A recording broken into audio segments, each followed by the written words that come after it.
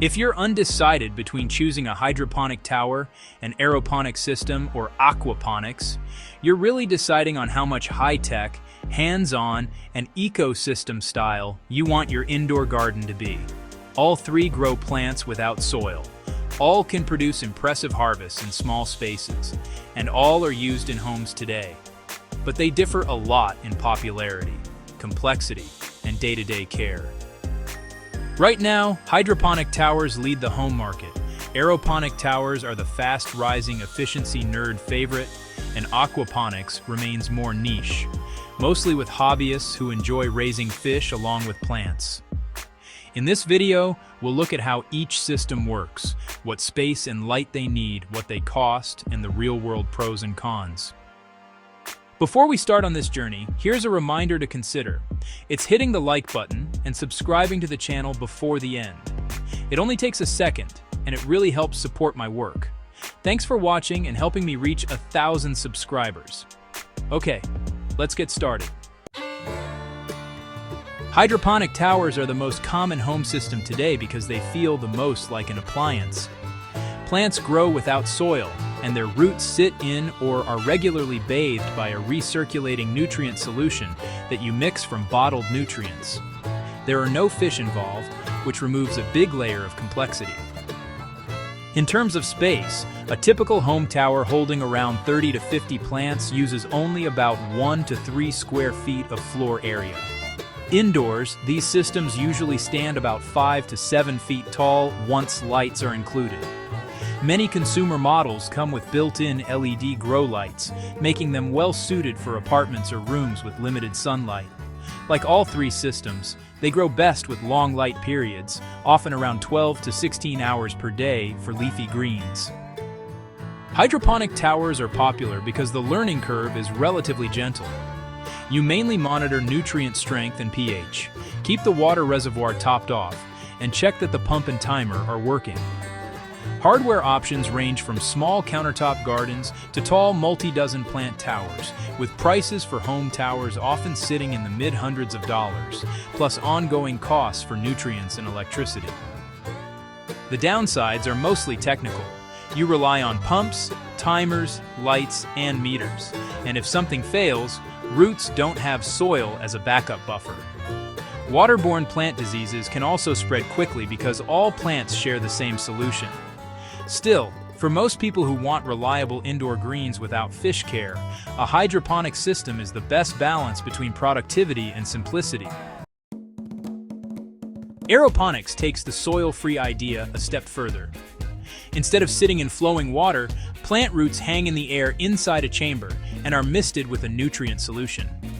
This gives roots extremely high oxygen levels and uses very little water, which is why aeroponics is often associated with fast growth and high efficiency, especially for leafy greens and herbs. Home aeroponic towers use a similar floor footprint to hydro towers, often around 1 to 3 square feet, and are also commonly 5 to 7 feet tall indoors. Many are designed specifically for urban interiors and usually include integrated LED lighting columns since they're meant to run in low-sun environments. Aeroponics attracts growers who want maximum performance from minimal space. It is very water efficient and can pack a lot of plants into a vertical column. However, it is also more sensitive. Fine mist nozzles can clog, pumps must cycle reliably, and roots can dry out quickly if misting stops.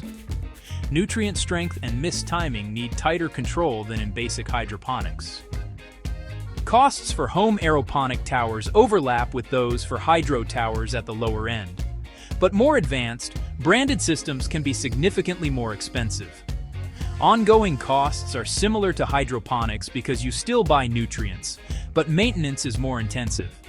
Aeroponics rewards careful, tech-comfortable growers and tends to punish neglect more quickly than other systems. Aquaponics combines plant growing with fish farming in one loop.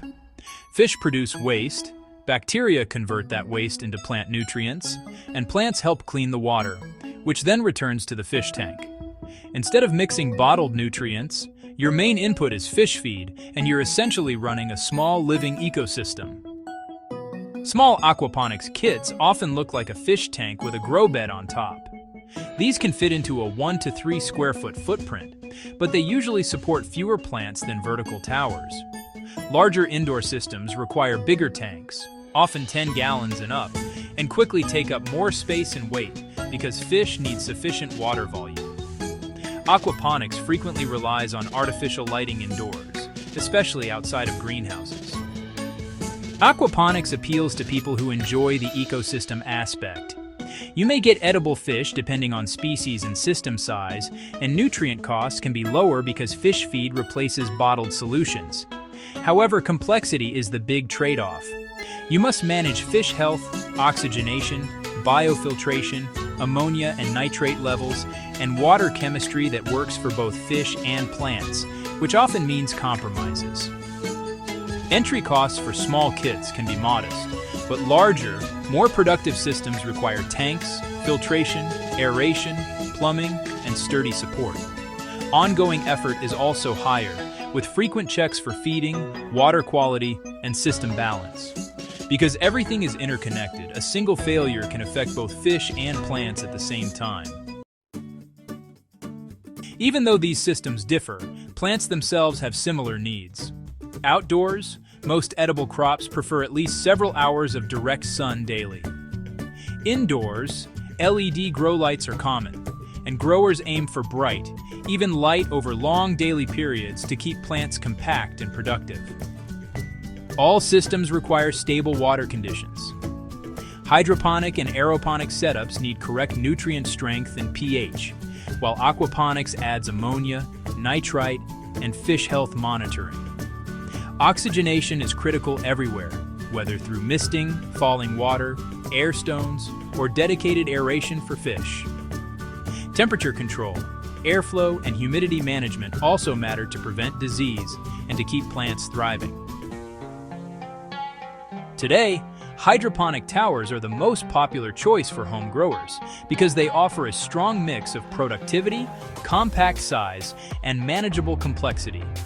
Aeroponic systems are gaining attention for their efficiency and performance, but they demand more technical care and are less forgiving of equipment issues. Aquaponics remains the most niche, favored by hobbyists who enjoy managing fish and plants together, but it brings the highest system complexity and space demands. All three can produce great food indoors. Your best choice depends less on plant type and more on how much tech, monitoring, and ecosystem management you're excited to take on. Before you go, leave me a comment, then check out some of my other videos. Don't forget to hit the like button and subscribe if you enjoyed this video. Thanks for watching until the end, and we'll see you at the next one. Bye for now.